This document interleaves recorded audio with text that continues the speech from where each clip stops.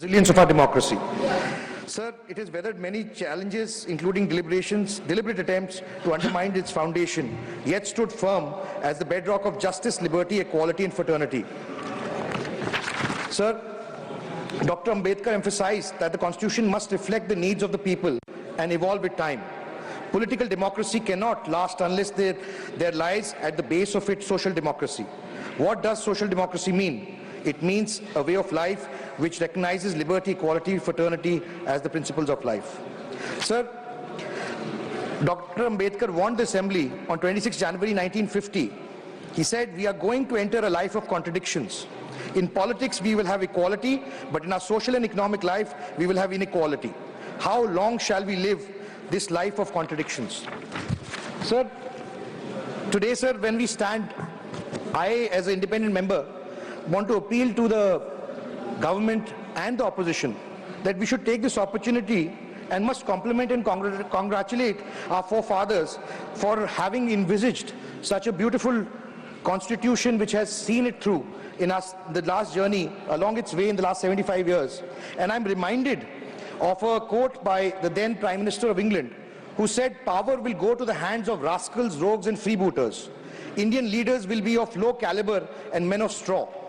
So today, when we have completed 75 years and our economy has become the 5th largest economy, on the way to becoming the 3rd largest economy in the world, it is a befitting reply to those who thought that the Constitution will not befit Indians as a country and our caliber was undermined. So democracy is an evolutionary process. There's no finite point in democracy. We strive towards an optimum form of democracy. And the Constitution is a guiding force for that. And that is what the Constitution has given us. It has guided us through the tough times, through the times where it has been put to test, in the challenging times from 1975 to 77, under the Congress government which curtailed freedoms, suspended fundamental rights, and misused constitutional provisions. However, the people inspired by Constitution, promise of liberty, did overthrow the authoritarian government in 1977. Sir, there have been umpteen instances. I have very limited time. But sir, I would just say that the underlying principle of the Constitution has been to protect the vulnerable sections of society, whether they are scheduled tribes, Dalits, or the economically weaker sections. And it all goes to the extent that there should be positive discrimination also, if required.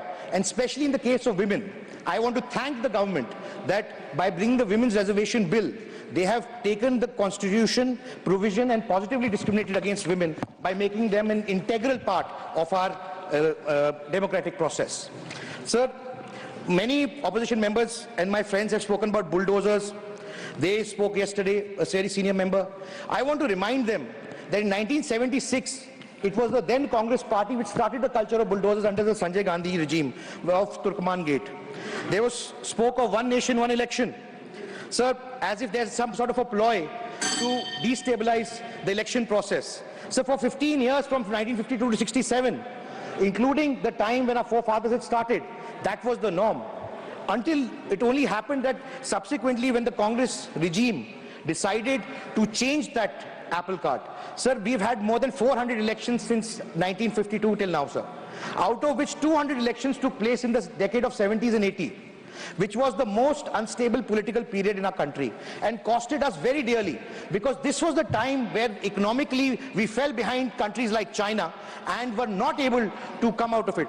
Sir, thank you for giving me an opportunity to speak on this historic event. I wish that we in unison can appreciate the Constitution and celebrate it. Thank you very much.